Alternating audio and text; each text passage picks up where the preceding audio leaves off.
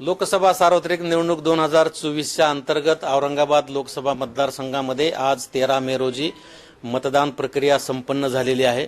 संपूर्ण लोकसभा मतदारसंघातील 2040 मतदान केंद्रावर अत्यंत सुरळीतपणे आणि शांततेत मतदान प्रक्रिया संपन्न झालेली आहे। मॉक पोलच्या वेळेस काही ठिकाणी इलेक्ट्रॉनिक वोटिंग मशीन बदलावे लागल्या, पण नंतर मतदान प्रक्रिया सुरू झाल्यानंतरच्या कालावधीमध्ये संपूर्ण लोकसभा मतदान क्षेत्रामध्ये फक्त 10 ठिकाणी कंट्रोल युनिट बदलावे लागले आणि त्या अगदी वेळेवर रिप्लेस केल्यामुळे त्या ठिकाणी सुद्धा कुठलाही मतदाराला प्रतीक्षा फार वेळ करावी लागली नाही आणि एकंदरीतरित्या शहरामध्ये आणि ग्रामीण भागामध्ये सुद्धा मतदान प्रक्रिया ही फार सुरळीतपणे पार पडलेली आहे।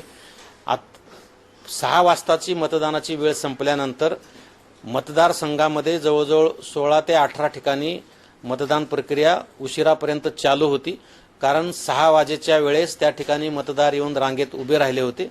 त्या ठिकाणच्या केंद्राध्यक्षांनी त्या उभ्या असलेल्या सर्व मतदारांना चिठ्ठ्याचं वाटप केलं आणि त्या सर्व चिठ्ठ्या वाटप केलेल्या मतदारांचं मतदान होईपर्यंत त्या ठिकाणी मतदान प्रक्रिया सुरू होती। आतापर्यंत मतदान प्रक्रिया काही ठिकाणी अद्याप सुरू आहे, त्यामुळे मतदानाची टक्केवारी अंतिमरित्या येण्यास थोडा वेळ लागणार आहे, परंतु एकंदरीतरित्या सर्व सहाय्यक निवडणूक निर्णय अधिकारी यांच्याकडून माहिती घेतली असता अंदाजे 60% प्राथमिक माहिती हाती आलेली आहे। यामध्ये निश्चितपणे काही वाढ होण्याची शक्यता आहे आणि प्रत्यक्ष झालेल्या मतदानाची वस्तुस्थिती निहाय आकडेवारी येण्यास विलंब लागणार आहे।